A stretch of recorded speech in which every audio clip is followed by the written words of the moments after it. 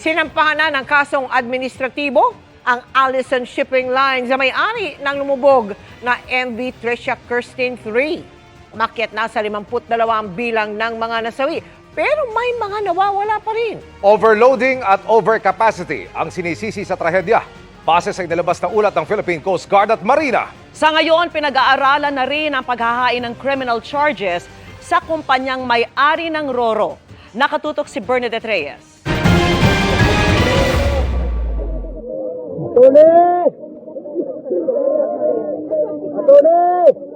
Higit 2 linggo matapos ang paglubog ng MV Tricia Kirsten, inilabas ng Philippine Coast Guard at Marina ang kanilang interim report sa dahilan ng paglubog ng Roro vessels sa karagatan ng Basilan. Overloading at overcapacity ang sinisisi sa trahedya. May mga inconsistencies din sa bilang ng mga pasahero base sa manifesto kumpara sa bilang na hawak ng Philippine Coast Guard ngayon. Lumabas din ang inconsistencies, no? Which is still subject to further validation by the Coast Guard dun sa numero ng pasahero as per the passenger manifest kumpara dun sa mga numero ng survivors or still missing at recovered. So yan ay talaga namang inaaral pa ng Coast Guard. Kanina, isa pang bangkay ang na-recover mula sa lumubog na barko, kaya umakyat na sa 52 ang bilang ng mga nasawi. 27 naman ang nawawala pa, habang 273 ang bilang ng mga nakaligtas. Kung susumahin ang mga numerong yan, lagpas na sa maximum vessel capacity na 352. Sabi pa sa report, tinansya lang daw at hindi tinimbang ang bigat ng mga sasakyan na sinakay sa barko. May kakulangan din sa kakayanan ng mga tripulante. May nakita din pong poor seamanship. Ibig sabihin yung competence ng mga tripulante. Lalo na nung nagsimulang pumasok yung tubig sa barko. Pinagtataka ng DOTR bakit pinayagan pang bumiyahe ang barko gayong may mga safety issues na pala ito. Bagamat meron talagang safety deficiencies that they themselves documented. That's the issue here. No, ba't ka magbibigay ng seaworthiness certificate, meron ka nakitang safety deficiency. Ang Marina ba bound to accept the recommendation despite the glaring inconsistencies or safety deficiencies that are duly documented? Dapat po hindi tinanggap ng Marina. Tanggap naman ng Maritime Industry Authority ang kakulangan sa panig nila. Under our procedures, ang last talaga magsasabi at mag-i-issue ng safety document is the Marina. No?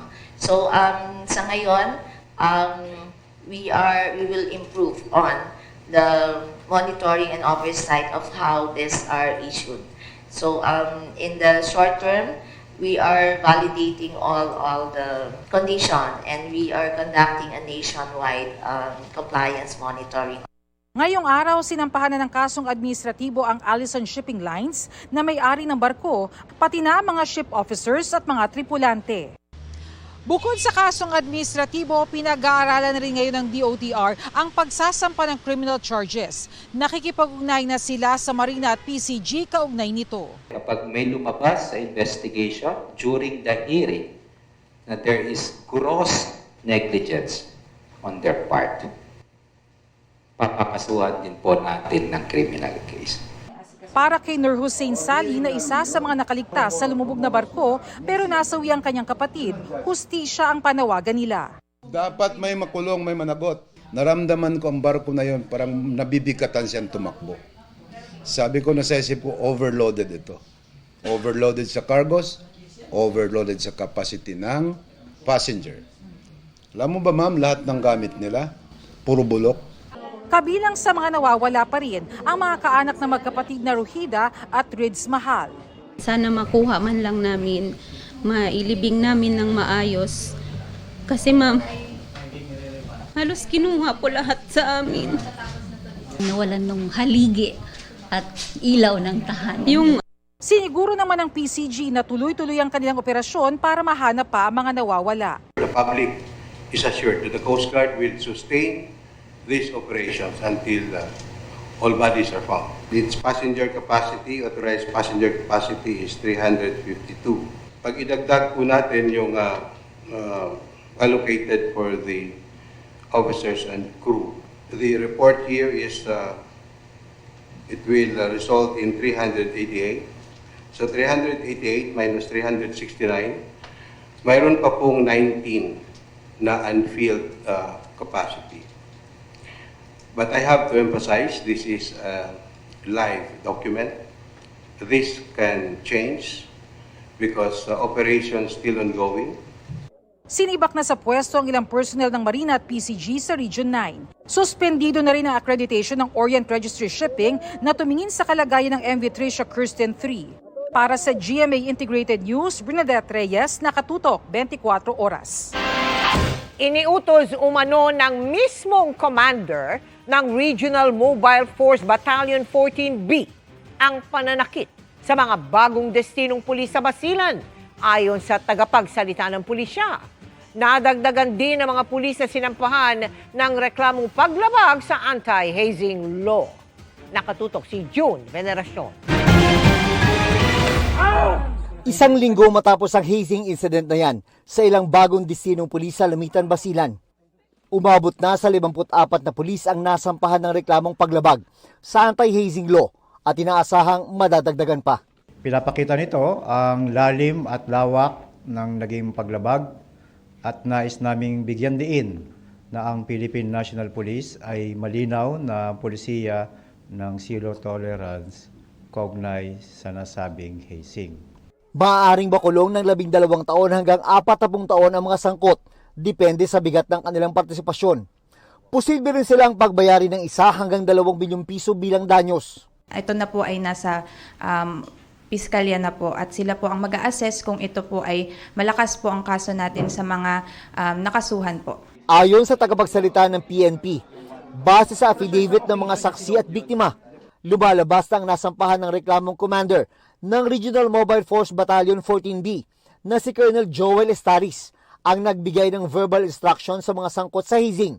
Hindi man siya aktual na nanakit, pero nasaksihan niya raw ang hazing. Bagamat hindi natin nakuha yung mga individual na specific na instructions ng ating force commander, pinagpapalagay natin na ang lahat ng utos ito ay nanggaling sa kanya. Base na rin sa kanyang pwesto at sa kanyang designation bilang force commander. Patuloy pa rin namin sinisikap na makuha ang panig ni Colonel Estaris at iba pang sangkot. Para sa GMA Integrated News, June Veneracion, nakatutok 24 oras. Arestado ang isang cellphone repairman sa Agusan del Norte matapos umanong kunin at ipakalat ang pribadong video sa pinaayos lang sa kanyang gadget. Nagbabalik si June Veneracion.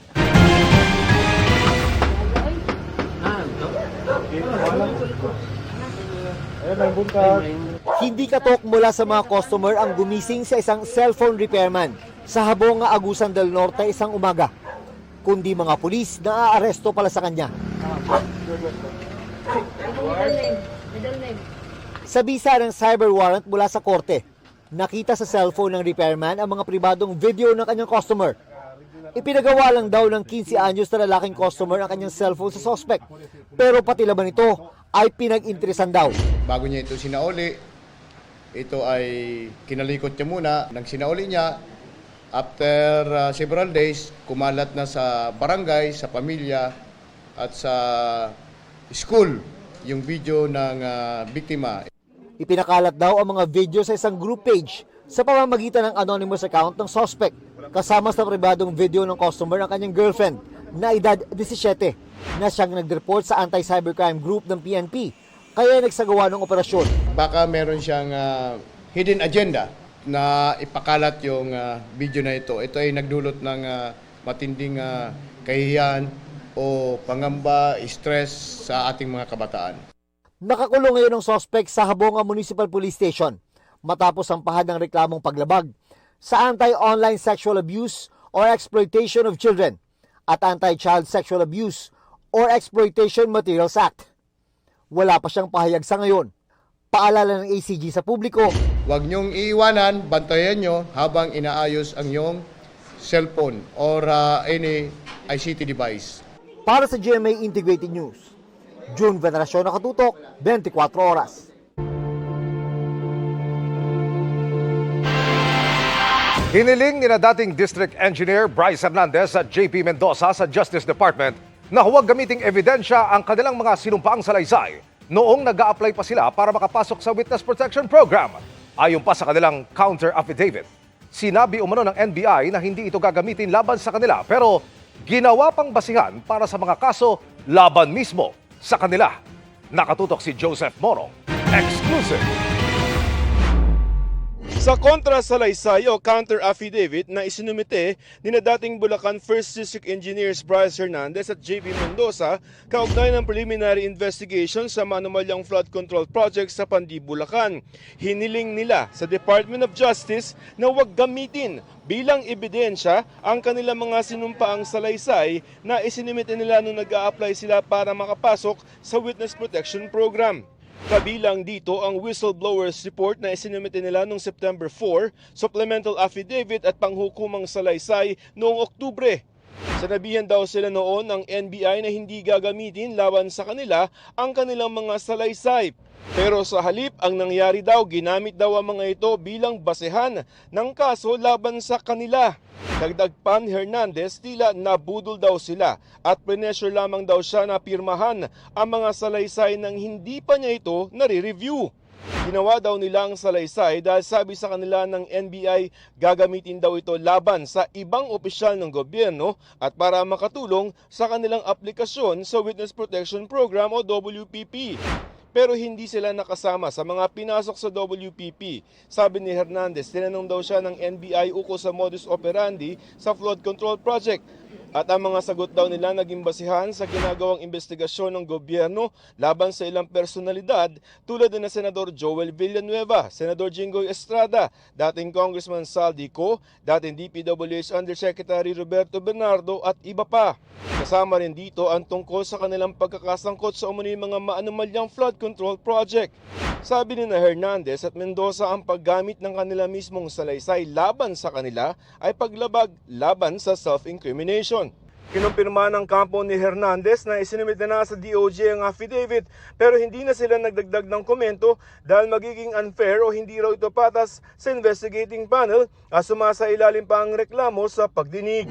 Ayon sa Department of Justice, may mga ilang kaso silang isinampa kaugnay ng mga manumalyang flood control projects ang gumamit ng mga testimonya ni dating DPWH Engineer Bryce Hernandez. I would say certain statements led us to those evidence. Kasi pira-pirasong ebidensya. Definitely, may mga nakuha at napulot na particular statements na nagamit sa mga kasong nakasalang. Pero may iba pa namang mga testigong inaasahan ang DOJ. Hindi biro-biro yung magbaliktad ng statement, di ba? Kasi sworn statement yan.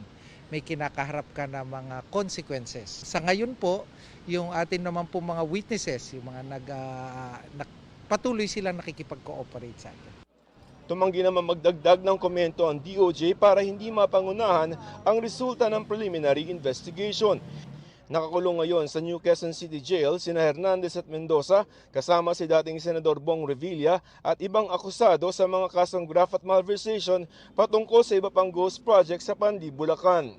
Para sa GMA Integrated News, Joseph Morong, nakatutok 24 oras. Sa halip na preliminary investigation, tulad sa ibang idinadawit sa flood control scandal, case build-up ang inirekomenda ng Senate Blue Ribbon Committee para kay dating House Speaker Martin Romualdez.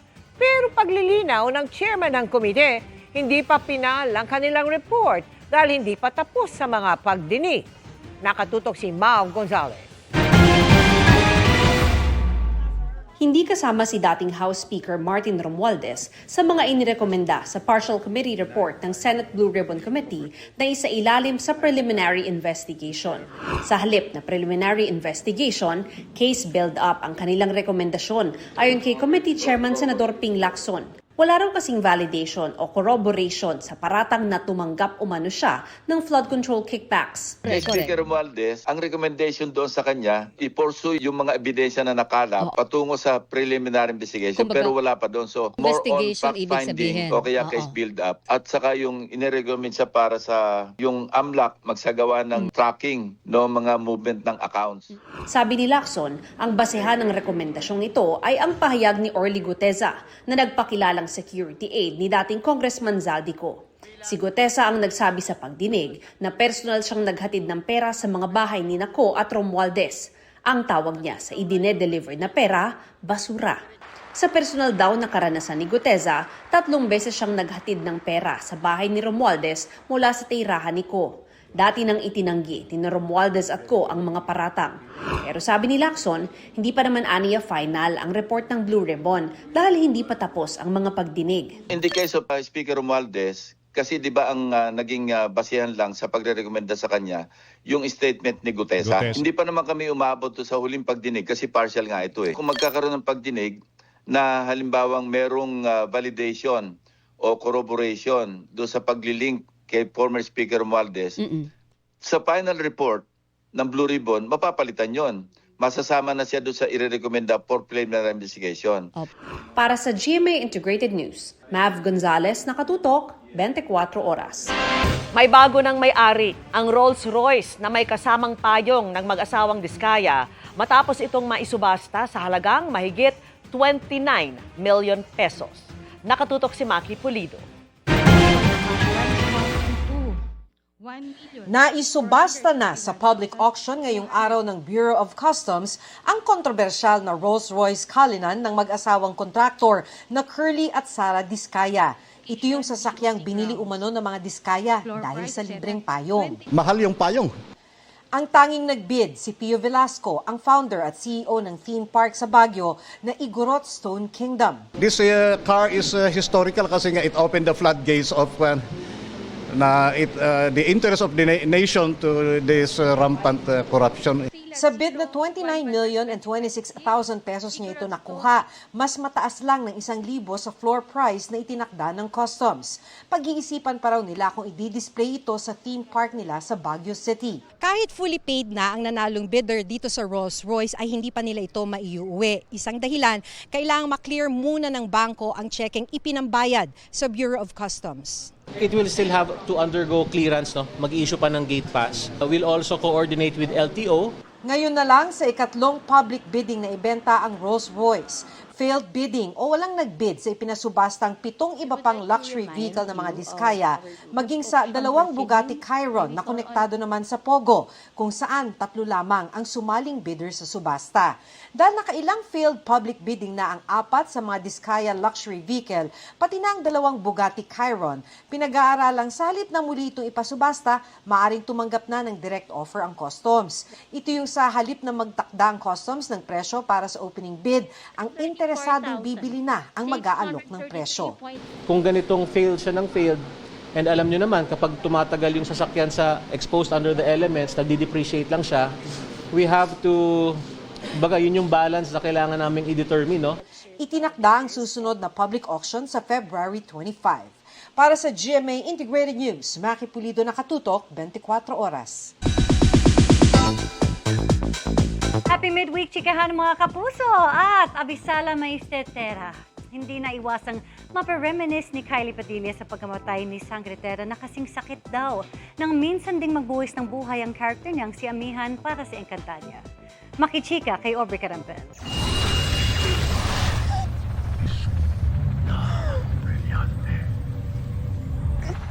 Brilyante ng lupa. Uutusan kita. Umisan sa aking pangangalaga. Hanggang sa kanyang huling lakas, hindi isinuko ni Sangretera ang kanyang brilyante sa makapangyarihang bathala ng kadiliman na si Gargang. Ito ang heartbreaking scene na napanood sa Encantadia Chronicles Sangre kagabi. Ang pagbubuwis ni Tera ng kanyang sariling buhay para pangalagaan ang brilyante ng lupa at ang buong Encantadia. Si Kapuso Prime Gem Bianca Umali, ipinost ang death scene sa kanyang Instagram na may kalakip na caption, Abisala Maestetera o pagpapaalam sa kanyang karakter. Kulang daw ang salitang salamat sa kanyang naging journey sa pagganap bilang si Tera. Nagpasalamat din siya sa lahat ng bumubuo ng Telefantasia kung saan binigyan siya ng pagkakataon na makibahagi at tumulong sa pagbuo ng anyay important moment para kay Tera.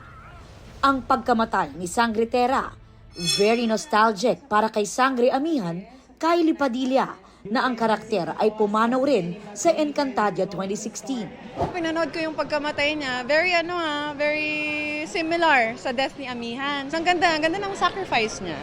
At sa pagkamatay ni Terra, muli namang magbabalik ang kanyang karakter sa Encantadia. Hindi kayo aalis at hindi ako kasama.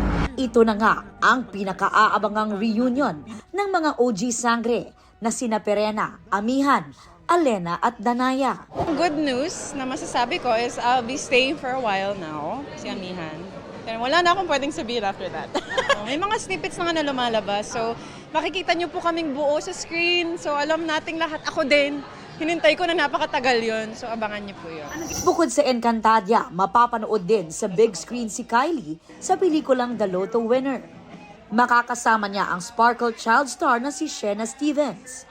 Sumuporta pa sa premiere si Kylie Alcantara na magiging co-star ni Kylie sa upcoming Kapuso action series na Task Force Firewall.